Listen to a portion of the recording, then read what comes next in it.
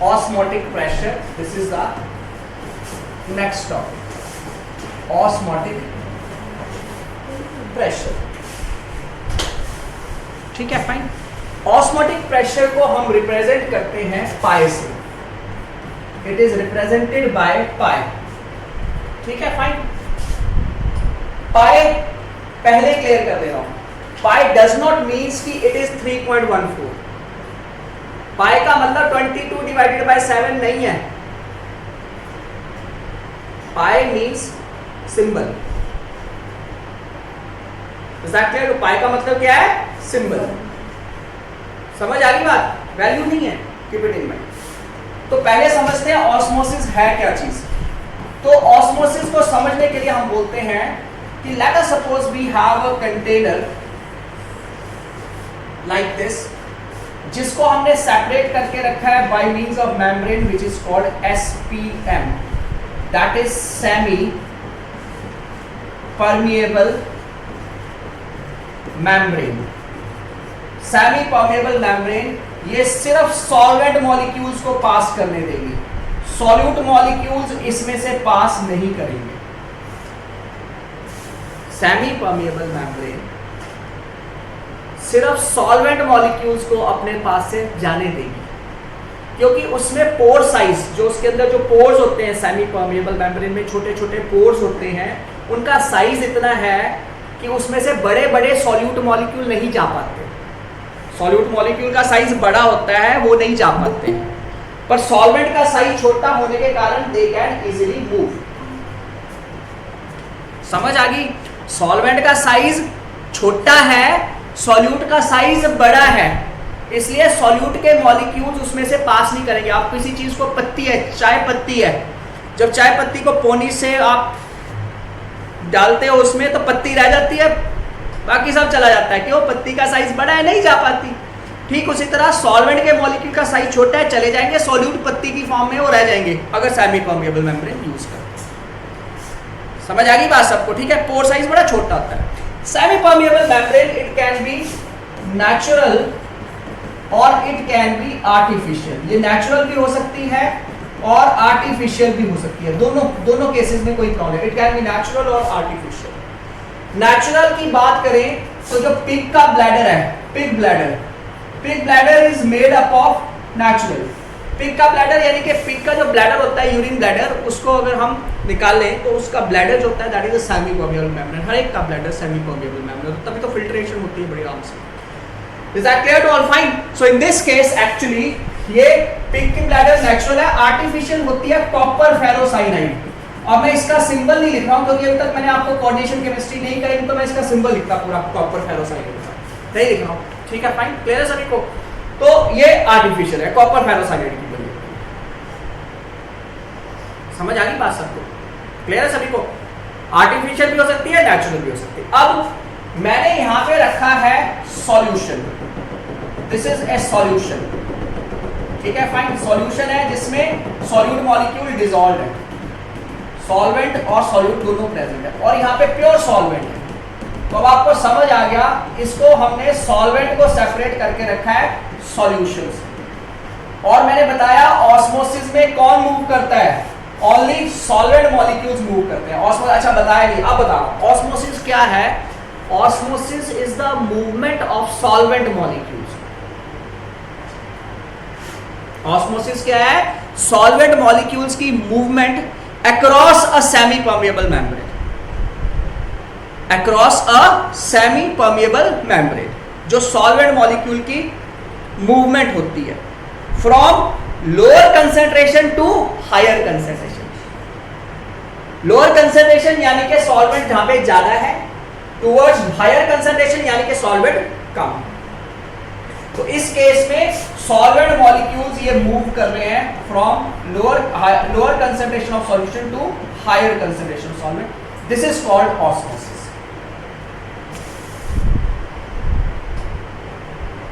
समझ आ गई बात? इसको क्या बोलते हैं बेटा? ऑस्मोसिस. ठीक है, फाइन. लेकिन कंडीशन है सेमी परमिएबल मेम्ब्रेन चाहिए, बिना सेमी परमिएबल मेम्ब्रेन के प्रोसेस नहीं हो सकता. Is that clear to all? Fine. Now धीरे धीरे ऑस्मोसिस हो रहा है, ठीक है, फाइन. अगर मैं यहाँ पे कुछ पिस्टन वगैरह कुछ ऐसा रखूं जो यहाँ से प्रेशर अप्लाई कर सके, यहाँ से, तो जैसे यहाँ से पिस्टन ने प्रेशर अप्लाई करना शुरू किया, इस तरफ से प्रेशर अप्लाई करना शुरू किया, और लेट अस सपोज यहाँ पे हमने टैप रखा है,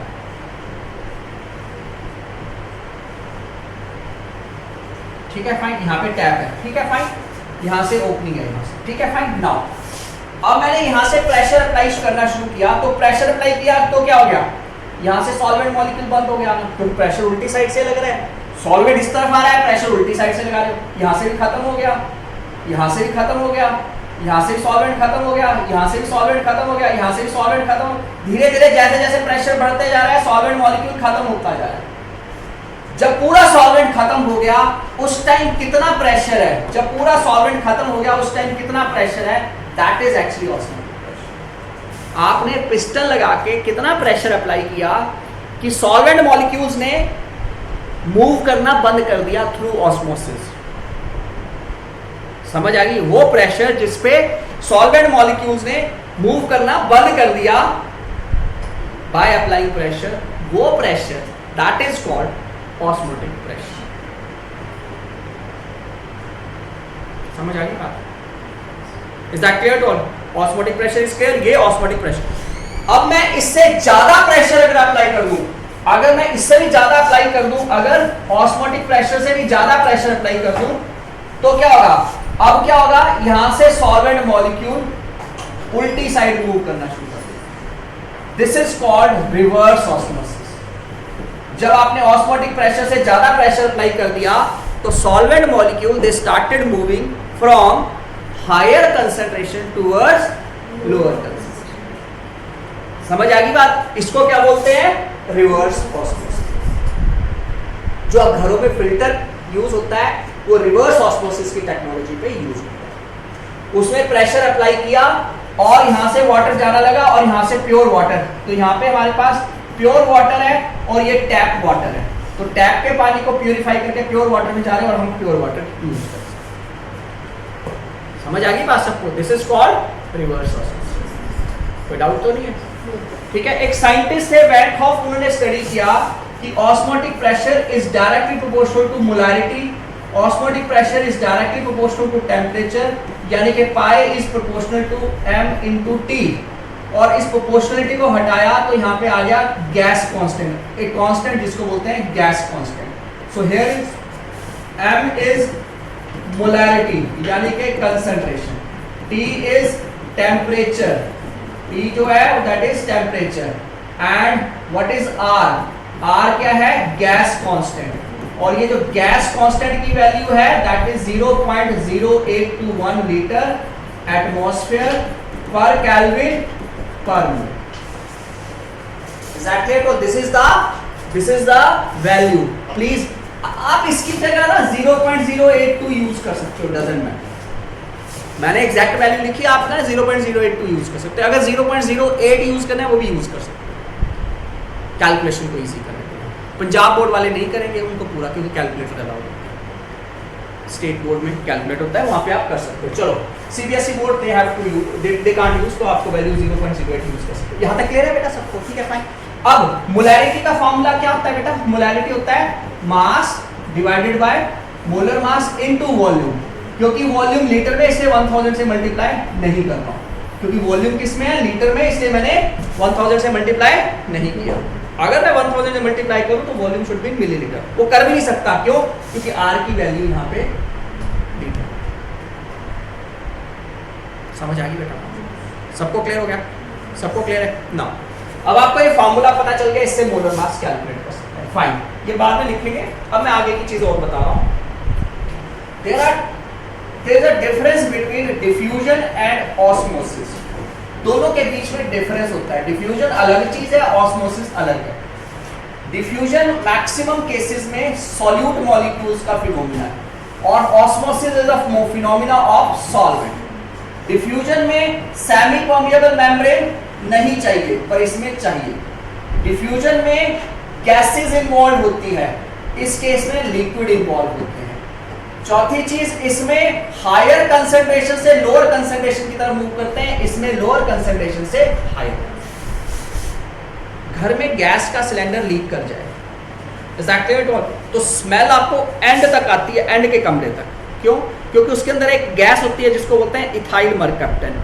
वो जो गैस होती है वो डिफ्यूज कर रही है, that is moving from higher concentration towards lower concentration. यानी कि जहां पे सिलेंडर है वहां पे गैस की कंसंट्रेशन ज्यादा है, और जहां पे आप बैठे हो वहां पे गैस की कंसंट्रेशन कम है। तो it is undergoing diffusion from higher concentration towards lower concentration. ये डिफ्यूजन है। समझ आ गई बात? पराली जलती है यहाँ पे और प्रॉब्लम पड़ती है कहीं और। क्यों? डिफ्यूजन, मॉलिक्यूल्स मूव कर रहे हैं। Is that clear to all? Fine, diffusion हो रही है। समझ आ गई बात? So that is the case. समझ आ गई बात? मतलब ठीक है, फाइन, जैसे भी हो, जैसे पराली जल गई नकोदर में, प्रॉब्लम कहां पड़ेगी? मैथपुर में। क्यों? डिफ्यूजन हो रही है। Is that clear to all? Fine, समझ आ गई बात? कहीं पे भी हो, this is a diffusion, gases की मूवमेंट है। इज दैट स्मेल की मूवमेंट, जो भी है। हाँ जी बेटा, प्लीज रिपीट कर दो, नेटवर्क करके आवाज नहीं दिया। अच्छा फाइन, डिफ्यूजन और ऑस्मोसिस में जो डिफरेंस है, डिफ्यूजन में सॉल्यूट मॉलिक्यूल्स मूव करते हैं और ऑस्मोसिस में सॉल्वेंट मॉलिक्यूल मूव करते हैं। गैसियस मॉलिक्यूल मूव करते हैं, उसमें सॉल्यूट मॉलिक्यूल या सॉल्वेंट। जैसे डिफ्यूजन में गैस की डिफ्यूजन होती है तो सॉल्यूट मॉलिक्यूल मूव कर रहे हैं from higher to lower concentration. इसमें हायर टू लोअर कंसंट्रेशन, इसमें लोअर टू हायर। ये गैसेस का फिनोमेना है, लिक्विड का। इसमें सेमी परमेबल मेम्ब्रेन नहीं चाहिए, इसमें चाहिए। जैसे मैंने एग्जांपल ली, गैस के सिलेंडर से स्मेल का जाना। तो गैस के सिलेंडर से स्मेल कैसे जाती है? गैस सिलेंडर रखा है हमने किचन में, लेकिन गैस कहां पहुंच जाती है? ऊपर, टॉप फ्लोर तक। क्यों? क्योंकि गैस की कंसंट्रेशन नीचे किचन में ज्यादा है, क्योंकि वहां पे गैस मिथाइल मरकप्टन जो है, जो स्मेल करती है, वो ज्यादा है और वहां पे कम है। तो वो gas higher to lower concentration move कर रही है। Is that clear? तो दिस इज कॉल्ड डिफ्यूजन। इसको क्या बोलते हैं? Diffusion. And this is the difference between diffusion. कोई सेमी परमेबल मेम्ब्रेन थोड़ा लगी है, सिंपल प्रोसेस है। समझ आ गई बेटा बात? समझ आया सबको? नाउ लिसन, सारे ध्यान दो। डिफ्यूजन और ऑस्मोसिस के बाद हमारे पास आता है सॉल्यूशन। सॉल्यूशन की बात करते हैं तो सॉल्यूशन डिफरेंट टाइप का होता है। जैसे मैं बोलता हूं, एक सॉल्यूशन होता है हाइपरटोनिक सॉल्यूशन। टोनिक मींस की कंसंट्रेशन। एक होता है hypotonic solution. Again I am saying tonic means concentration. And last में आता है आइसोटोनिक सॉल्यूशन। कुछ हद तक ये बायो वाले जो स्टूडेंट्स हैं उनको पता होगा। Hyper means high, hyper means high concentration, hypo means low concentration, iso means same concentration. समझ आएगी? Hyper means higher, hypo means lower और आइसो मींस सेम। सबको सुनाई दे रही है आवाज? मूवमेंट ब्रांच क्लियर है आपको आवाज? Yes sir.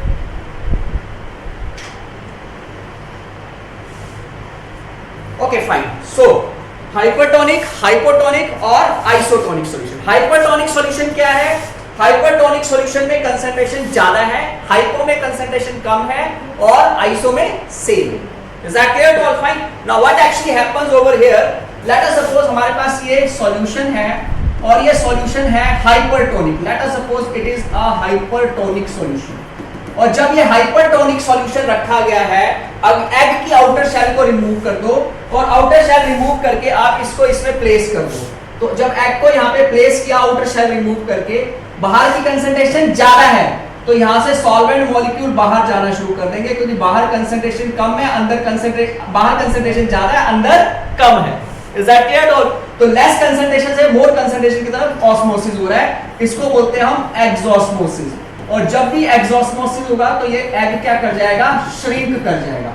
और अगर मैं इसको प्लेस करता हूं हाइपोटोनिक सॉल्यूशन में, हाइपो मींस की लेस कंसंट्रेशन, इसमें एग को प्लेस किया तो इस केस में बाहर कंसंट्रेशन कम है, अंदर बाहर कंसंट्रेशन कम है, अंदर ज्यादा है। तो यहां से सॉल्वेंट बाहर से अंदर जाएंगे। क्यों? बाहर कंसंट्रेशन कम है, कम कंसंट्रेशन से हायर कंसंट्रेशन की तरफ मूव कर रहे हैं। This process is called endosmosis.